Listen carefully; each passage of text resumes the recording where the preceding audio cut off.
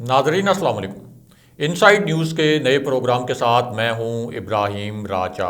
और आज हम बात करेंगे कि मियां नवाज शरीफ के लिए लंदन में क्या नई और अजीब मुसीबत खड़ी हो गई है। पिछले 48 घंटे के दौरान लंदन में क्या कुछ होता रहा, हुसैन नवाज को हंगामी नौयत की मुलाकातें क्यों करना पड़ीं, इस पूरी सूरत हाल में बरतानवी वज़ीर-ए-आज़म के ऑफिस की कहानी क्या है, ये पूरा खेल असल में किस ने प्लान किया, इस खेल के 3 किरदार कौन हैं, शहबाज शरीफ का इस पूरी सिचुएशन में क्या रद्द अमल है, मरियम नवाज के लिए ये मामला क्यों इतना पेचीदा बन गया है, प्राइम मिनिस्टर इमरान खान को एक ब्रीफिंग में क्या कुछ बताया गया और इस ब्रीफिंग के बाद वज़ीर-ए-आज़म इमरान खान ने किस नौयत के फैसले किए। हमारे जिन दोस्तों ने अब तक हमारे चैनल को सब्सक्राइब नहीं किया उनसे हम कहेंगे कि हमारे चैनल को सब्सक्राइब कर लें ताकि उन्हें अहम मालूमात बर वक्त मिलती रहें। अब वापस आते हैं आज के मौजू पर, यानी मियां नवाज शरीफ के लिए लंदन में क्या नई और अजीब नौयत की मुसीबत खड़ी हो गई है और मरियम नवाज के लिए ये सूरत हाल क्यों इंतहाई पेचीदा बन चुकी है। सबसे पहले आपको ये बताते हैं कि पिछले 36 घंटे के दौरान लंदन में क्या कुछ होता रहा और किस तरह की गैर मामूली सूरत हाल पैदा हुई और इस गैर मामूली सूरत हाल में शरीफ ख़ानदान को किस तरह के हंगामी इक़दामात करने पड़े और किस तरह के हंगामी फ़ैसले लेने पड़े। तो मामला ये है कि जस्टिस साकिब निसार पर इल्ज़ाम लगाने वाले जज राना शमीम की लंदन में सरगर्मियों के मुतल्लिक अब ऐसे और नए सनसनीखेज इंकशाफात हुए हैं जिसके बाद शरीफ ख़ानदान को कुछ हंगामी इक़दामात करने पड़े हैं और ये इक़दामात करना अब उनके लिए इंतहाई ज़रूरी हो गया था, उनके लिए लाजिम हो गया था कि अब वो इस किस्म के इक़दामात करें। और यही वजह थी कि हुसैन नवाज जो मियां नवाज शरीफ के बेटे हैं वो पिछले 48 घंटे के दौरान लंदन में बहुत ज़्यादा एक्टिव रहे, बहुत ज़्यादा सरगर्म रहे और उन्हें अपनी कानूनी टीमों से मुलाकातें भी करनी पड़ी और एक से ज़ायद मरतबा वो अपनी कानूनी टीमों से मिले। और ये जो हंगामी सूरत हाल थी लंदन में, इसकी 3 बड़ी अहम और आप कह सकते हैं कि दिलचस्प नौयत की वजूहात थीं। ये तीनों वजूहात एक एक करके मुख्तसरन आपको बताते हैं। पहली वजह तो ये है कि ज़राए के मुताबिक अब शरीफ फैमिली ने यानी शरीफ ख़ानदान ने जज राना शमीम के मुतल्लिक एक नया दावा किया है और ये जो नया दावा है इस सवाल के जवाब में किया गया कि आखिर राना शमीम 3.5 साल तक खामोश क्यों रहे। 3 साल तक उन्होंने जो इल्ज़ाम लगाया इस मामले से शरीफ ख़ानदान को आगाह क्यों नहीं किया, ये मामला शरीफ ख़ानदान से शेयर क्यों नहीं किया, ख़ास तौर पर एक ऐसी सूरत हाल में जब राना शमीम मुस्लिम लीग नून की वकला तंजीम के एक रहनुमा भी रहे, नून लीग का उनके साथ बहुत करीबी ताल्लुक़ भी रहा और मियां नवाज शरीफ के साथ भी बराह रास्त उनका एक ख़ास ताल्लुक़ था। अब जब शरीफ ख़ानदान से ये सवाल किया गया बाकायदा तो शरीफ ख़ानदान के ज़राए ने एक अजीब सा दावा किया और इस दावे में उनका ये कहना था कि असल में राना शमीम ने 1 साल पहले मियां नवाज शरीफ को एक कॉल की थी और इस कॉल के दौरान मियां नवाज शरीफ को राना शमीम ने ये बता दिया था कि किस तरह से मुबैना तौर पर जस्टिस साकिब निसार ने जस्टिस आमिर फ़ारूक को ये हदायत दी थी कि मियां नवाज शरीफ को और मरियम नवाज को इलेक्शन तक आपने जेल से बाहर नहीं आने देना, यानी इलेक्शन तक मियां नवाज शरीफ की और मरियम नवाज की ज़मानत आपने मंजूर नहीं करनी। अब इस हवाले से शरीफ फैमिली से ये सवाल पूछा गया कि अगर राना शमीम ने 1 साल पहले मियां नवाज शरीफ को कॉल करके इस मामले से आगाह कर दिया था तो फिर मियां नवाज शरीफ 1 साल तक खामोश क्यों रहे। मियां नवाज शरीफ पीडीएम के प्लेटफॉर्म से इतनी जारहाना मुहिम चला रहे थे, इस मुहिम के दौरान انہوں نے army chief general Qamar Javed Bajwa پر سنگین الزامات عائد کیے، انہوں نے جنرل فیض حمید کا نام لے کر ان پر تنقید کی اور ان پر سنگین ترین الزامات عائد کیے، یہاں تک کہا کہ جب ہم اقتدار میں آئیں گے تو جنرل فیض حمید اور جنرل باجوہ کا احتساب کریں گے، اور یہ اشارہ بھی دیا کہ ہم ان پر آرٹیکل 6 لگائیں گے۔ اب ایک طرف جب اس قسم کی باتیں کر رہے تھے میاں نواز شریف اور یہ الزام بھی لگا رہے تھے کہ جنرل فیض حمید اس وقت جج صاحبان سے بھی ملتے رہے اور جج صاحبان کو یہ بھی کہتے رہے کہ آپ نے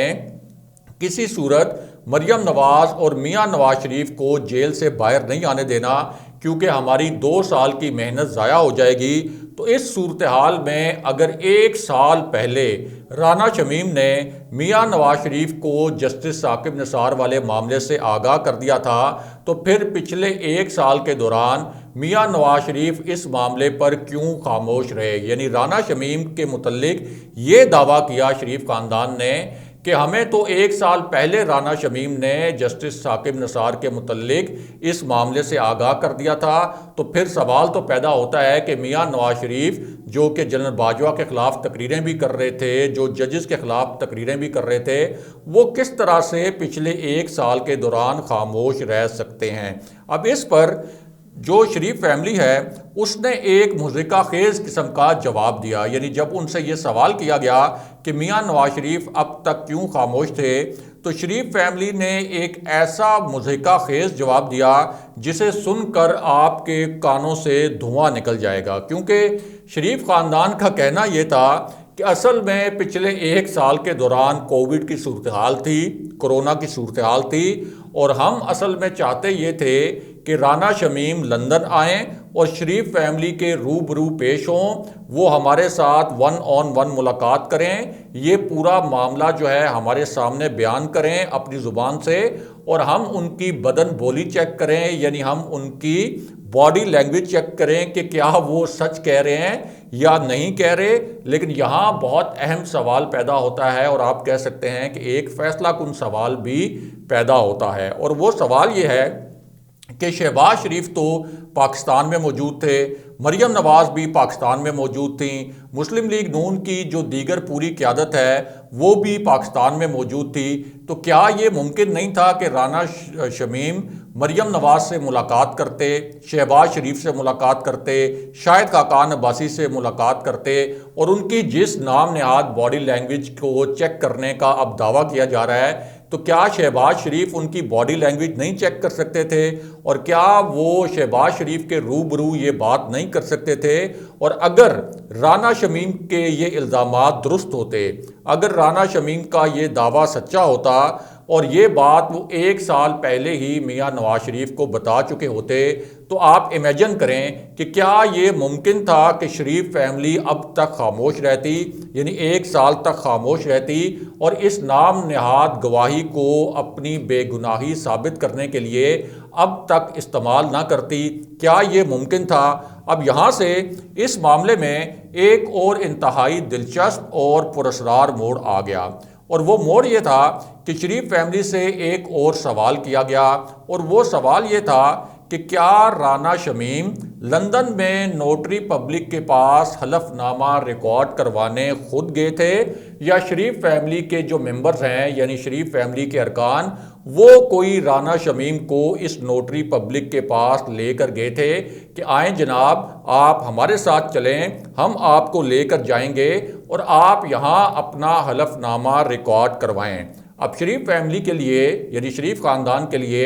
یہ ایک پیچیدہ معاملہ تھا۔ ظاہر ہے کہ اگر وہ یہ کہتے کہ وہ خود رانا شمیم کو لے کر نوٹری پبلک کے پاس گئے تھے تو پھر تو یہ پوری جو ملی بھگت ہے یہ ثابت ہو جاتی، لیکن بہرحال شریف فیملی کو اس سوال کا جواب ہر صورت دینا تھا۔ اب شریف فیملی نے ذرائع کے مطابق باضابطہ طور پر یہ اعتراف کر لیا ہے کہ ہاں ہم خود رانا شمیم کو نوٹری پبلک کے پاس لے کر گئے تھے، شریف فیملی کے ارکان سے رابطہ کیا تھا رانا شمیم نے، اس کے بعد شریف فیملی کے ارکان رانا شمیم کے ہمراہ نوٹری پبلک کے آفس میں خود گئے اور شریف فیملی کے ارکان کی موجودگی میں رانا شمیم نے یہ حلف نامہ ریکارڈ کروایا، لیکن یہ معاملہ یہاں ختم نہیں ہوا، بلکہ دو مزید حیرت انگیز انکشافات اسی معاملے میں مزید بھی ہو گئے۔ ان میں ایک انکشاف تو یہ تھا کہ اب خود جو شریف فیملی کے ذرائع ہیں انہوں نے یہ کہا ہے کہ میاں نواز شریف سے رانا شمیم کی فون پر بھی بات ہوئی تھی حال ہی میں، اور اس کے ساتھ ساتھ رانا شمیم کی اور میاں نواز شریف کی 1 on 1 ملاقات بھی ہوئی لندن میں، یعنی 6 نومبر کو رانا شمیم کے بھائی کی وفات ہوئی اور 10 نومبر کو یہ حلف نامہ ریکارڈ کیا گیا۔ اس کو آپ کہہ سکتے ہیں کہ جو 4 دن کا گیپ تھا، تو اس دوران میاں نواز شریف سے رانا شمیم کی 1 on 1 ایک الگ سے ملاقات بھی ہوئی، اور اب یہ شریف فیملی نے باضابطہ اعتراف کر لیا ہے۔ اس کے ساتھ ساتھ یہ اعتراف بھی کیا گیا ہے کہ یہ جو حلف نامہ تھا اور یہ جو بیان حلفی ریکارڈ کروایا گیا، اس سے پہلے میاں نواز شریف کے ساتھ ظاہر ہے کہ اگر ان کی ملاقات ہوئی تھی تو پورے معاملات طے کر لیے گئے تھے کہ رانا شمیم اس حلف نامے میں اور اس بیان حلفی میں کیا لکھوائیں گے۔ ساتھ ہی یہ بھی تسلیم کر لیا گیا کہ اصل میں یہ جو حلف نامہ تھا خود شریف خاندان نے خبر لگانے والے صحافی کو فراہم کیا تھا، اور پھر یہ بھی کہا تھا کہ رانا شمیم کا نمبر یہ ہے، اگر رانا شمیم سے آپ نے تصدیق کرنی ہے تو اس نمبر پر ان سے آپ اس معاملے کی تصدیق کر سکتے ہیں۔ اور رانا شمیم سے بھی کہا گیا تھا کہ جب آپ سے صحافی رابطہ کریں گے تو آپ نے یہ کہنا ہے کہ میں اپنے حلف نامے کے ایک ایک لفظ کی تصدیق کرتا ہوں۔ لیکن اسی معاملے میں آپ یہ کہہ سکتے ہیں کہ اب ایک فیصلہ کن موڑ بھی آیا ہے، اور یہ جو فیصلہ کن موڑ ہے یہ اصل میں ایک نئے انکشاف کے ذریعے آیا ہے جو کہ بہت ہی دھماکہ خیز قسم کا ہے۔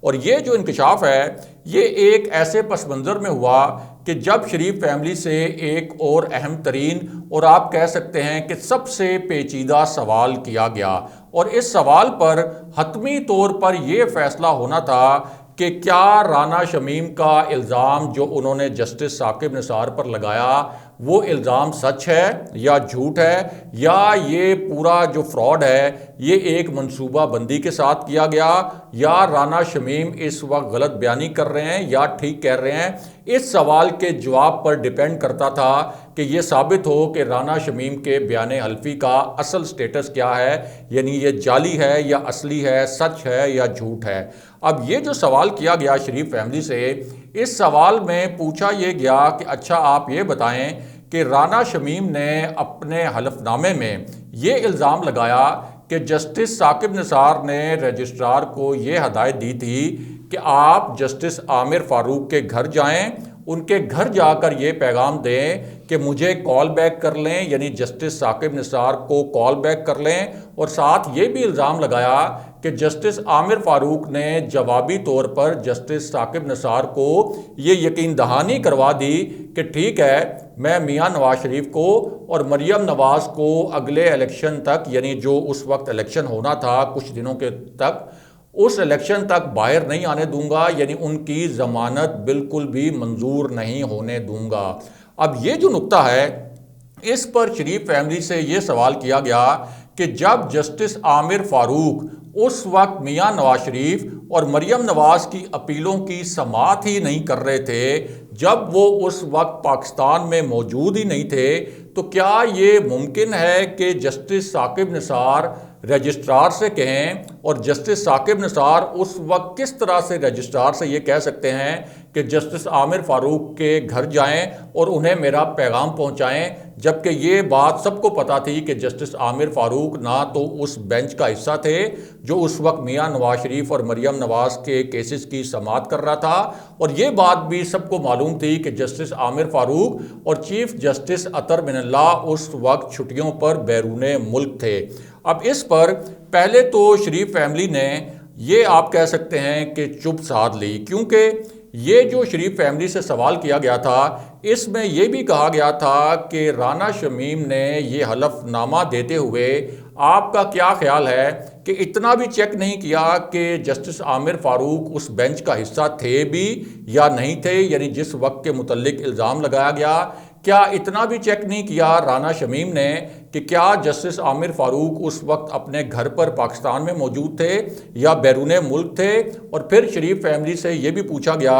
کہ آپ نے بھی اور آپ کی قانونی ٹیم نے بھی یہ جاننے کی زحمت گوارا نہیں کی کہ جسٹس عامر فاروق اس وقت اس بینچ کا حصہ ہی نہیں تھے؟ اور آپ کا یہ جو جواب ہے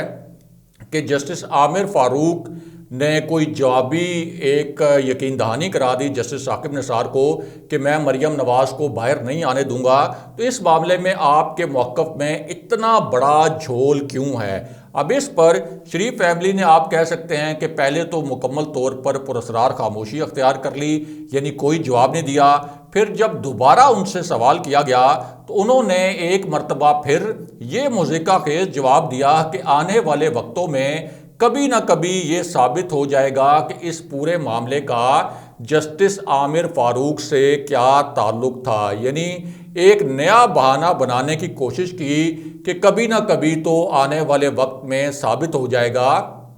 کہ جسٹس عامر فاروق کا اس معاملے سے کوئی نہ کوئی کنیکشن تھا۔ لیکن اس معاملے پر جو ذرائع ہیں ہمارے، وہ ذرائع کیا کہتے ہیں وہ آپ کو مختصراً بتاتے ہیں۔ ایک تو ذرائع یہ کہتے ہیں کہ جسٹس عامر فاروق کے معاملے پر جو ایک انتہائی سنگین غلطی شریف فیملی کی قانونی ٹیم نے کی، یعنی یہ بھی چیک نہیں کیا کہ کیا جسٹس عامر فاروق اس وقت پاکستان میں تھے،